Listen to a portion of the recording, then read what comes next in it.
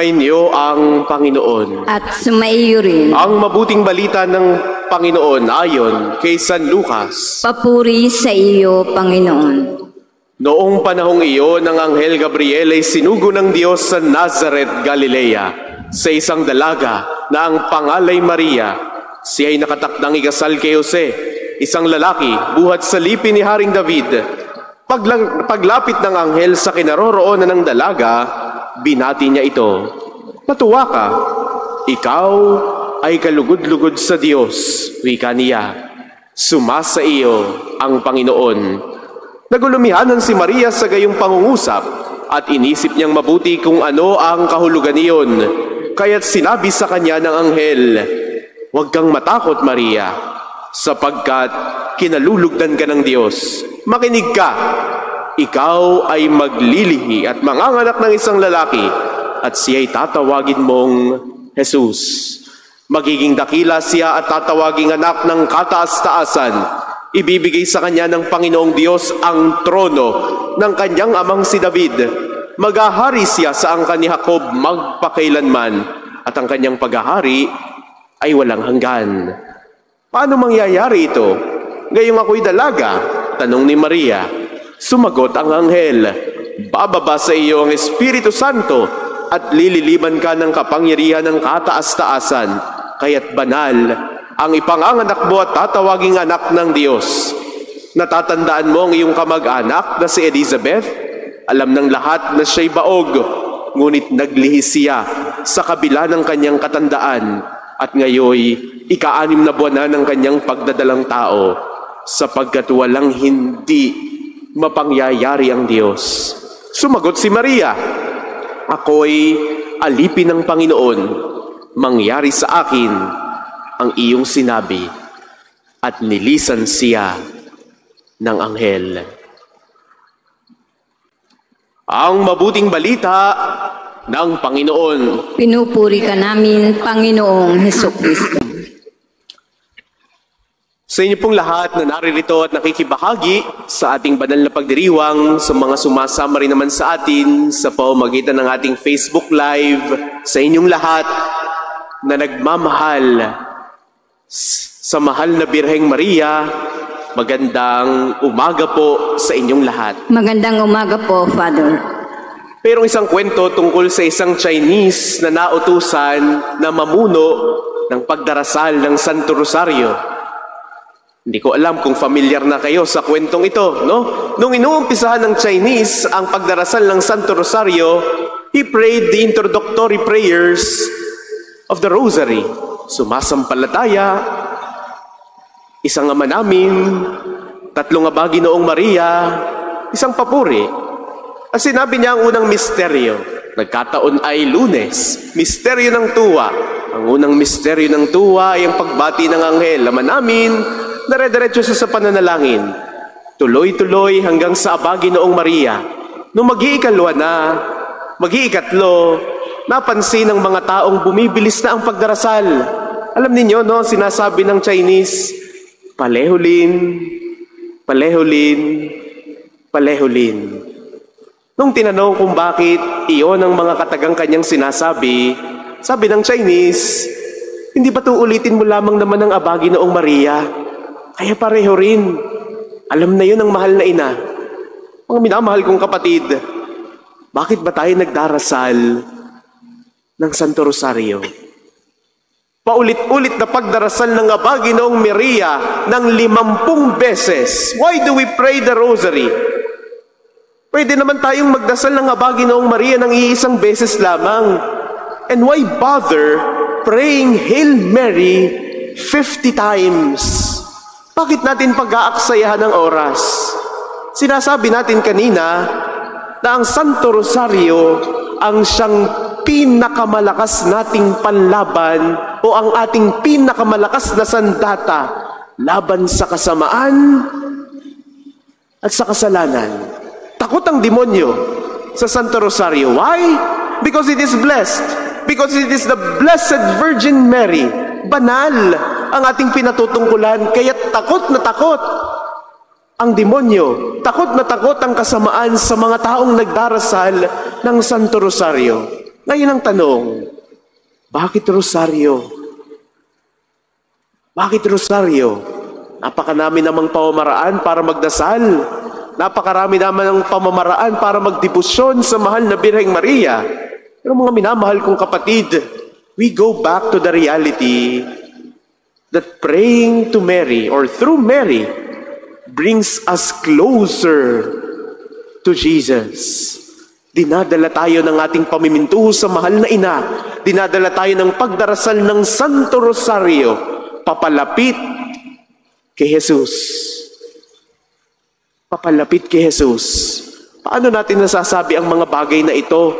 Malinaw na ang Santo Rosario ay patungkol sa mahal na Birheng Maria. Maaaring hindi natin napapansin, ngunit ang ating bawat pagninilay-nilay sa bawat misteryo ng Santo Rosario ay mga kaganapan sa buhay ni Jesus. We have the joyful mysteries. We have the sorrowful mysteries. We have the glorious mysteries. Hindi ba't pawang mga kwento ng paglalakbay ni Jesus? Ang misteryo ng tuwa ay tungkol sa pagkapanganak kay Jesus. Bago pa siya isilang, hanggang sa kanyang pagsilang, ang kwento ng luwalhati ay ang kwento ni Jesus kung paanong siya'y umakyat sa langit. Ang misteryo ng hapis ay ang kwento ni Jesus kung paano siya naglakbay sa Kalbaryo. Ito ang unang tatlong misteryo. The later addition was the luminous mystery. But still, it follows the same concept. It is the story of Christ. Ang pagninilay-nilay sa bawat butil ng Santo Rosario ay pagdinilay-nilay sa kwento ng ating Panginoong Jesus. We are reflecting on the events of the life of Jesus. Napakadaming relihiyon nang gumagamit ng mga butil sa kanilang pagdarasal. Kita ninyo, no, kung makikita ninyo ang mga imahe ng Buddha, digat mayroong mga malalaking butil, hindi yung rosaryo. Sa pananampalatayang Islam, meron din silang tinatawag na mga butil upang tulungan sila sa pagbibilang ng kanilang mga dasal. At marami pang iba. Hindi nagpapahuli ang ating pananampalatayang Kristiyano. We also use beads to count our prayers, to count how many Hail Marys we have recited. Ngunit, ano nga bang pinagmulan nito? Saan ba nakaugat ang pagdarasal ng Santo Rosario? Saan ba nakaugat ang pagdarasal ng 50 Aba Ginoong Maria? Noong una-una, ang mga naunang Kristiyano ay pinagdarasal o pinababasa noong 150 Psalms na nakapaloob sa ating banal na Biblia. And in the course of time, hindi naman kayang basahin ng mga tao araw-araw ang 150 mga salmo na nakapaloob sa Biblia. Kaya, ang ginagawa ay ang pagdarasal ng Santo Rosario ng 3 ulit. Tatatlo naman ang misteryo noong una, joyful, sorrowful, and glorious. 50 Hail Marys each rosary. 50 times 3 equals 150, which is equivalent to the 150 Psalms. Kaya ang pagdarasal ng Santo Rosario ay para bagang pag-aalay ng mga salmo sa mahal na Birheng Maria. Parang pag-awit sa mahal na ina. Ngunit, sa ating tradisyon bilang mga mananampalatayang Kristiyanong nagmamahal sa mahal na Birheng Maria, Praying the rosary is like offering 50 roses for the Blessed Virgin Mary. Na ang bawat butil ng rosaryo ay pawang pag-aalay ng bulaklak sa mahal na ina. Yun ang katumbas noon. Naniniwala tayo't nananalig na ang bawat abagi ng Maria sa bawat butil nito ay paglapit sa mahal na ina. Pag-aalay ng bulaklak. At ito'y kinalulugdan ng mahal na ina. Mga minamahal kong kapatid, ito ang dahilan kung bakit tayo nagdarasal ng Santo Rosario.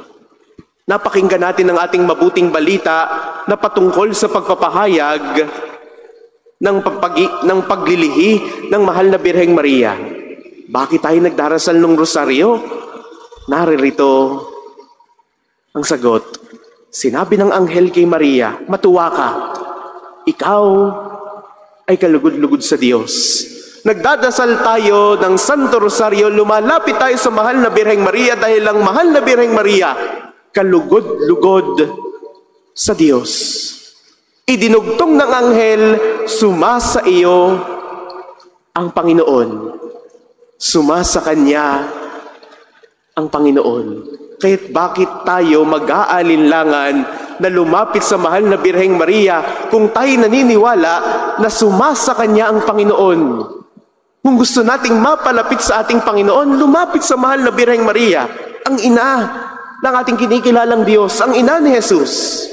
Ayon sa kwento, ayon sa hindi na lamang alamat, kundi isang totoong pangyayari, 16th century, si Pope Pius V ay naghaalala para sa mga Ottoman Turks dahil pawang problema ito or threat para sa pananampalatayang Kristiyano. Inuusig ng mga Ottoman Turks ang mga naunang nananampalataya. Kaya sa laban ng mga Ottoman Turks laban sa mga Kristiyano o sa mga Katoliko sa Gulf of Lepanto sa bansang Greece, October 7, 1571. Naroroon at nananalangin ang tinatawag na Rosary Confraternity of Rome sa parehong lugar sa isang Dominican headquarters. At inialay nila ang pagdarasal ng Santo Rosario para sa ikatatagumpay ng digmaan laban sa mga Ottoman Turks.